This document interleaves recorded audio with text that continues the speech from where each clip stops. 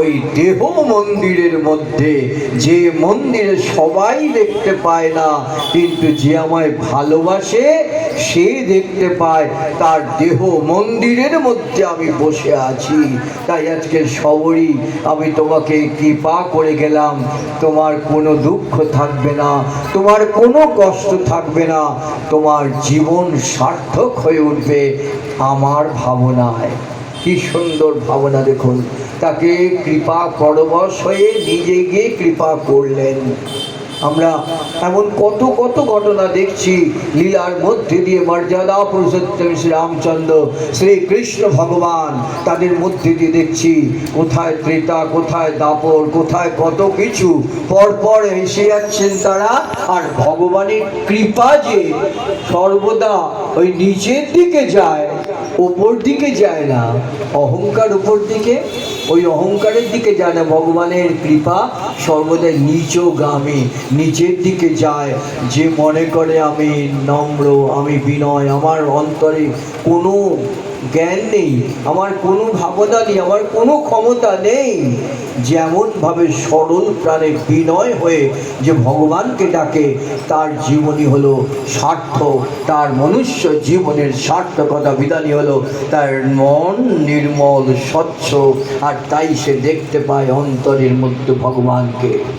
সেই অজগর রূপী, সেই নহুষ রাজার ব্যাপারে, সেই অজগর রূপী সে জিজ্ঞাসা করেছিল, হ্যাঁ কাকে? যুধিষ্ঠিরকে, তাই না?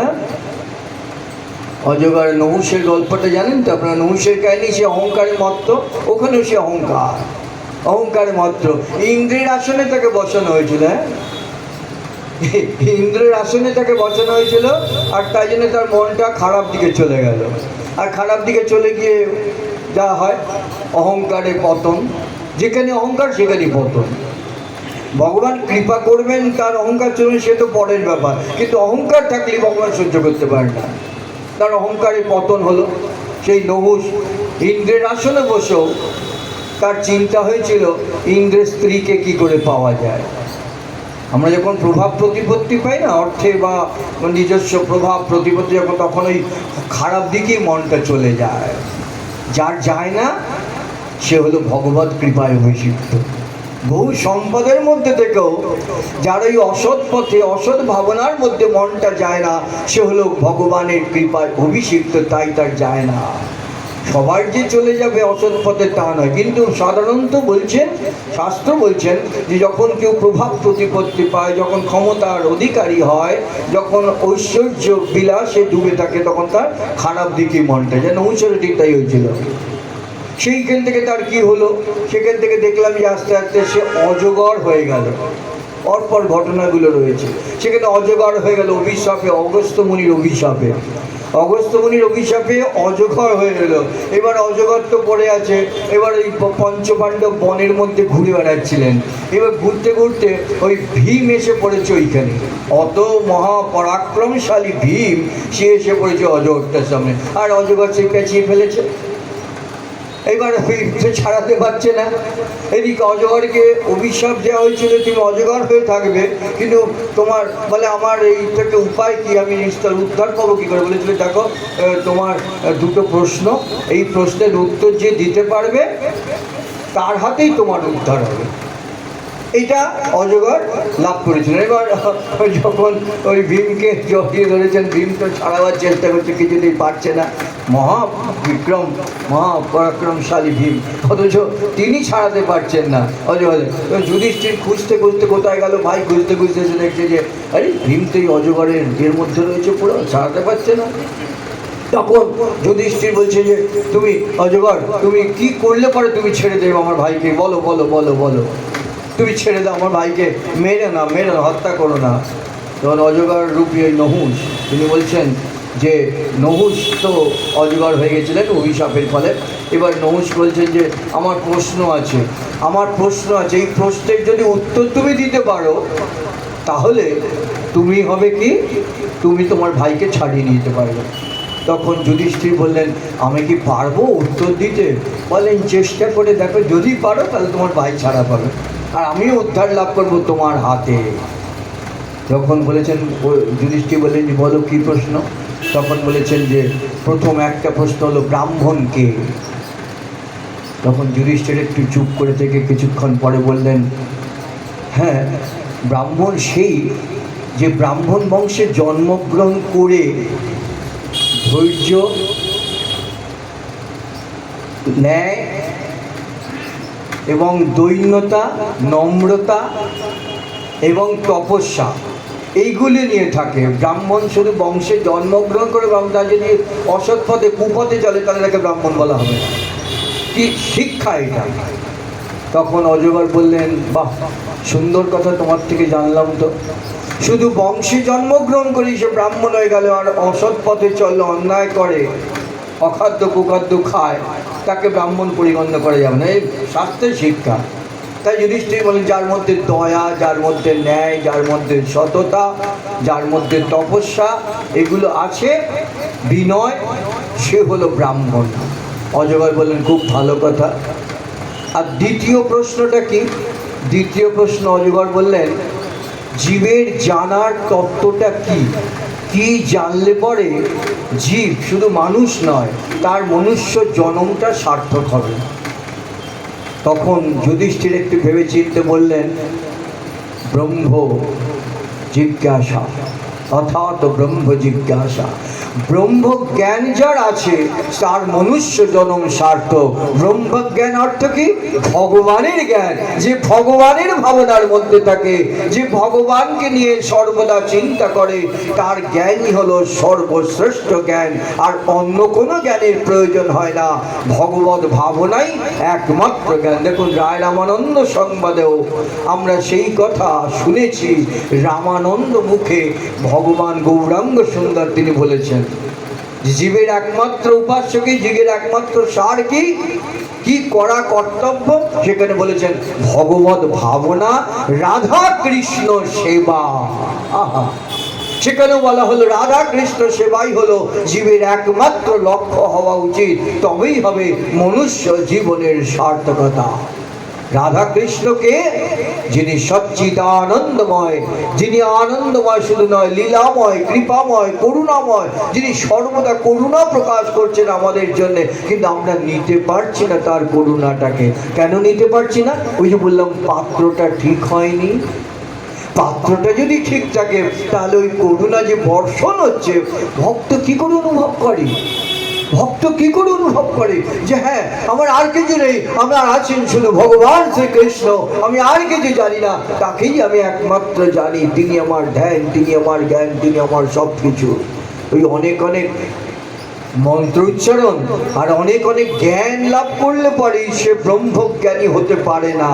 শাস্ত্র বলছেন ব্রহ্মজ্ঞান মানুষের অহংকারকে দূর করে, তাকে নম্রতা দেয়, তাকে ভগবৎ চরণে সমর্পণ করে দেবার যে লালসা, সেই লালসাটা অন্তরে জাগ্রত করে। হে ভগবান, তুমি দূরের নয়, তুমি কাছে, তুমি সবচাইতে কাছে, তুমি যত কাছে রয়েছো অত কাছে আর কেউ নেই, এটা আমি অনুভব করতে চাই।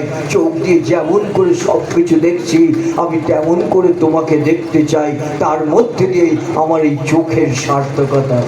তাই না ভাগবতের মধ্যে বারে বারেই প্রার্থনা করেছেন ভক্তজন, ভক্ত ধ্রুব, অম্বরীশ, প্রহ্লাদ কি প্রার্থনা করেছেন?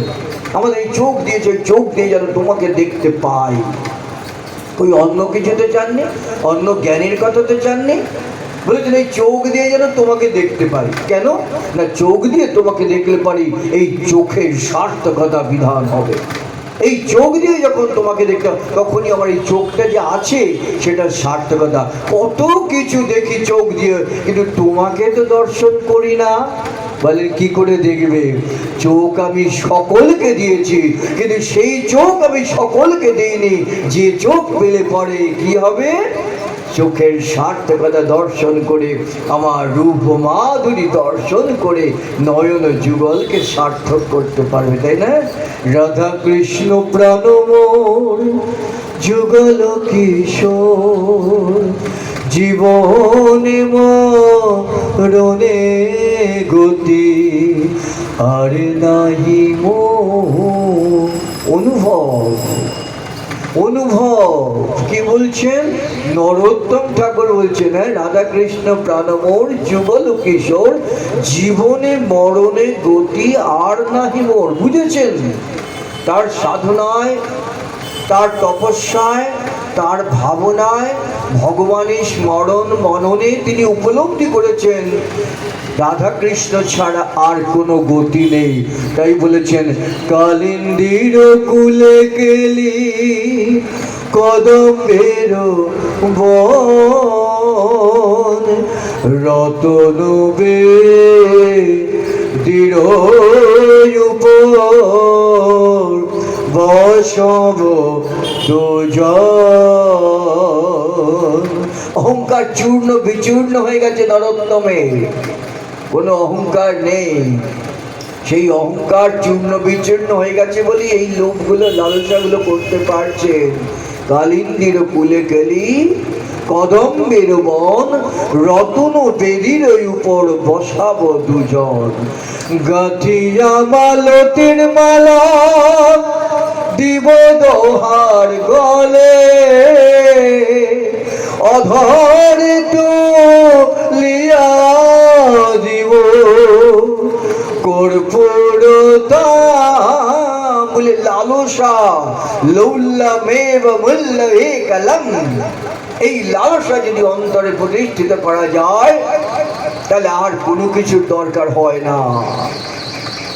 এই কিছু এখন দেখি কিন্তু বিভিন্ন বিল্লমঙ্গল ঠাকুর বা সুরদাস বা মুখে কত কত স্তবগুলো সমস্ত দেওয়া হয়, চৌরাগ্র গণ্য অষ্টকম। হ্যাঁ, বলছে এগুলো পাঠ করা, এবং উচ্চারণই করতে পারছে না,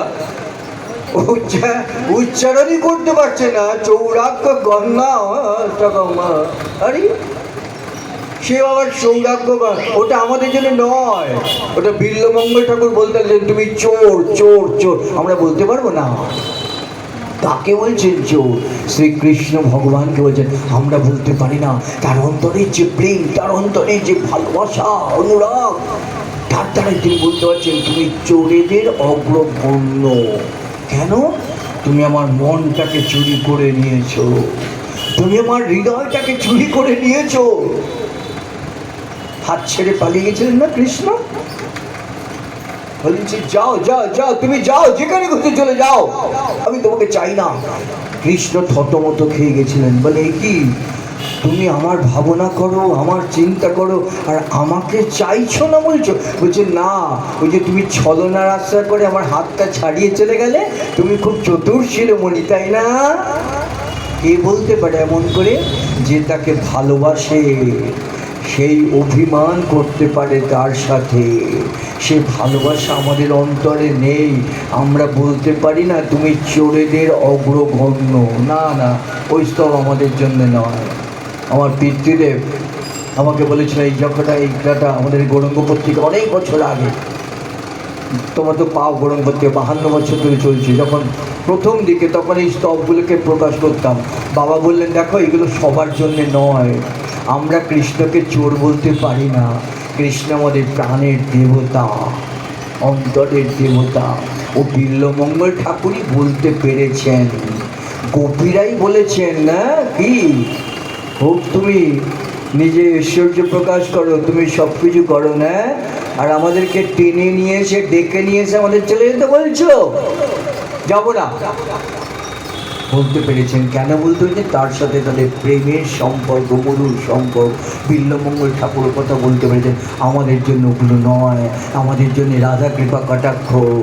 মনীন্দ্র বৃন্দ বন্দিতে তিলোক শোক হারিণী, প্রসন্ন বক্র পঙ্কজে নিকুঞ্জ ভূবিলাসিনী। কি বলো, কি হলো? কেন তাহলে বইটা নেই কেন? বইটা তো ঘরে রেখে দেওয়ার জন্য নয়। আমি যেদিন আসবো